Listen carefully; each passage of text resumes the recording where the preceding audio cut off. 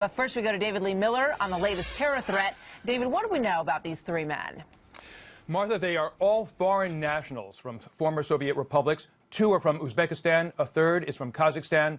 Most recently, they called Brooklyn, New York, home. They chose to live in America, but according to court papers, they hated the United States and what it stood for. Two of the men were planning to join ISIS in Syria. A third bankrolled the operation.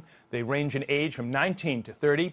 One of the men was arrested on the jetway at JFK Airport en route to Turkey. From there, he had plans to travel on to Syria.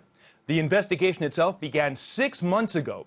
One of the defendants, using an alias, posted a message on an Uzbek language website. It said in part, and I quote, "I am in USA now, but don't have any arms. But is it possible to commit ourselves as dedicated martyrs anyway while here?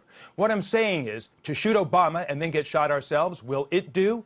That will strike fear in the hearts of infidels." What the message did do is attract the interest of federal agents. In an interview with law enforcement, the 24-year-old who posted that message admitted he would harm President Obama if given the chance. If the men didn't get the chance to join up with ISIS, they also had other plans. They wanted to join the U.S. military and spy for ISIS. And if that didn't work, they say they wanted to shoot soldiers. They also talked in the criminal complaint about shooting police and even hijacking a plane that would take them to Syria. According to the prosecutor, two of the men appearing in Brooklyn federal court confessed. All of them face 15 years in prison if convicted on the terrorism charges. They are now being held, Martha, without bail. So what will the defense say in this whole situation? An attorney for the 19-year-old who was arrested at JFK accused the prosecution of making what he described as a rush to judgment and suggested that better mechanisms are needed to deal with Muslim men attracted to extremism.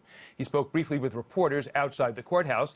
The attorney also criticized law enforcement for using a paid confidential informant to obtain information from the men during the investigation.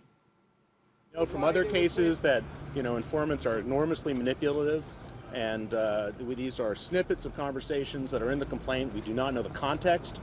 We don't know the full extent of the conversations. We haven't seen the transcripts.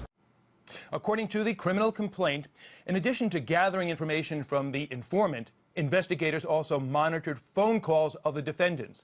In one recorded conversation, one of the men says, and I quote, "I am in the land of infidels," adding, "I need to sneak out of here with extreme caution without being noticed by them."